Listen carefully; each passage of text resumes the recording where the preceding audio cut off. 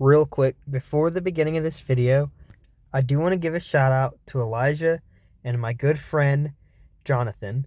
Their Instagrams are going to be linked in the description below, as well as on the screen right now. They provided me with a good bit of the photos and ride footage that will be on the screen. Without them, I would be having to scrounge all over the place to find off-ride footage and photos because the location makes it hard to film. So just wanted to give a quick shout out to them, and I appreciate them for helping me out with this video. So make sure to go check them out. Hey, what's going on, guys? Carolina Cyclone James here, and today I'm going to be reviewing the RMC Hyper Hybrid Iron Gwazi. We're going to talk about its history, the ride elements, and see where it ranks, and to see if it truly is one of the world's best roller coasters. Without further ado, sit back and enjoy the ride as we talk about Iron Gwazi. Iron Gwazi is an RMC Hyper Hybrid that opened at Busch Gardens, Tampa in 2022.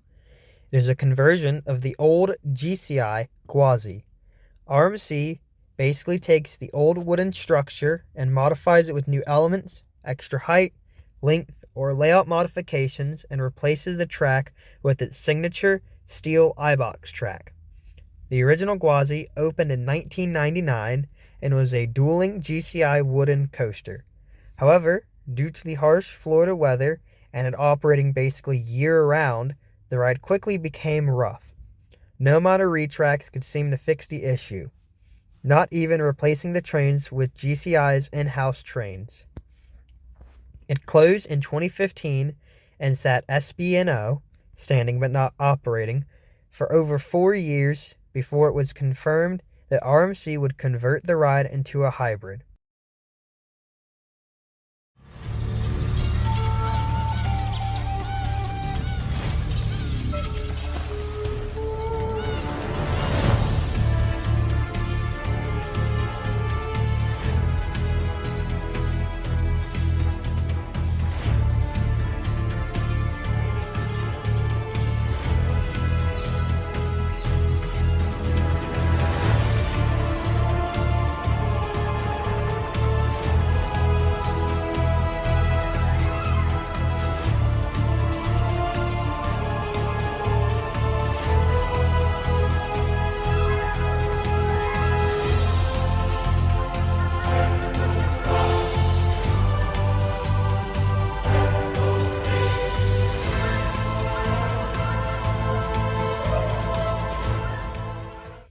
When the pandemic hit, BGT fell behind in payments, which caused a lien to be held and all construction stopped.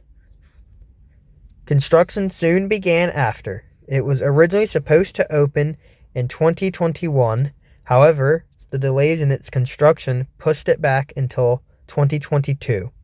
It finally opened in March of 22 and has been considered one of the best roller coasters in the world since its opening. RMC decided to take advantage of the dueling layout and made just one coaster instead of two. However, this proved to be an amazing decision that paid off. They took the original height of 91 feet for Gwazi and added over 100 feet to its height, bringing it up to 206 feet tall. It actually uses its own truss lift structure due to the original footers and wood supports of Gwazi not being able to handle the additional height.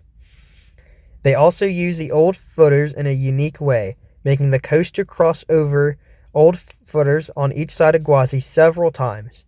If you want to learn the process of converting Gwazi into Iron Gwazi, there is an ElToroRyan video that explains it very well, and I'll put a link to that in the description. The location of Iron Gwazi is at the front of the park. You can see it from several roadblocks away from it, making it stand out and looks very intimidating with this truss-style lift hill. This ride attracts a long line due to its location in the morning, and because of the very slow dispatches and lower rider capacity, that is an RMC staple, if the park is very busy, expect a 30-plus minute wait. However, it's no more than a station wait on most days and also in the afternoon. I also want to mention that this ride has a killer soundtrack. The in-station soundtrack is particularly amazing. The music really adds hype for the ride and makes you excited to get on. You board on one of Iron Gwazi's 2 6-car trains. A little fun fact is that Iron Gwazi actually has 3 trains. However, they can only run up to 2, so that one train can always be in refurbishment. Train 3 is considered the better train as it runs a bit faster throughout the layout. However, in terms of an overall ride experience, Train 1 is widely considered to be the best.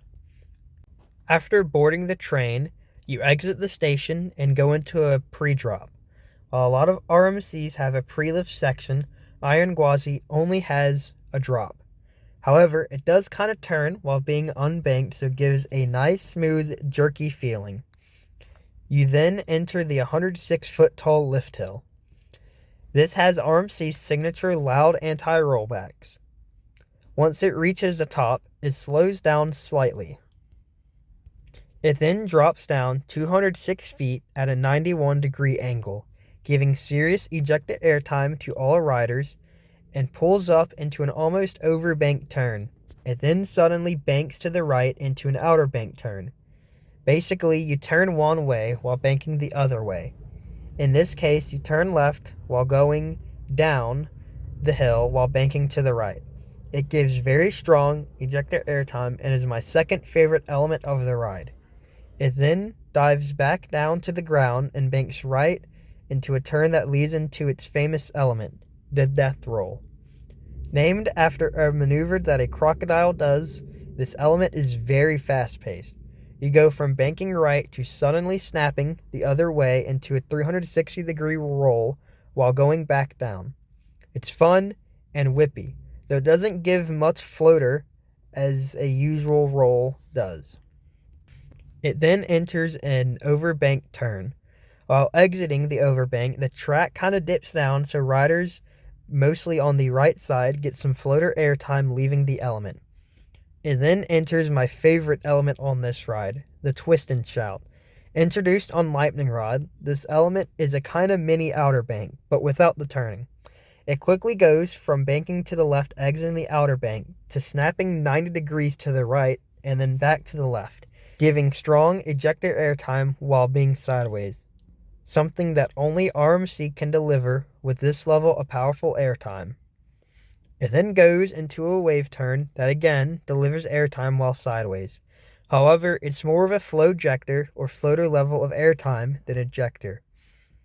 It then goes into a small 0G stall, and this is the only con I have with this ride. It is so short and low to the ground that it doesn't really give hang time. It's more of a 0G roll if it was designed to be on a more smaller and higher angle scale than a normal one. It then goes into an off-axis airtime hill, delivering some more strong ejector airtime. I think you're starting to see a theme here. It then goes into a banked right turn and goes into 2 more airtime hills, again, delivering strong ejector airtime, and then turns again into another banked right turn before going into the strongest airtime moment on the ride. Its final airtime hill that is kinda a mini version of Iron Rattler's quarry wall drop, without the quarry wall. It then snaps into a high banked left turn and then quickly unsnaps and slams to a stop at the final brake run. And I mean, it hauls into the brake run. It then goes into a storage shed and then into the station, ending the ride.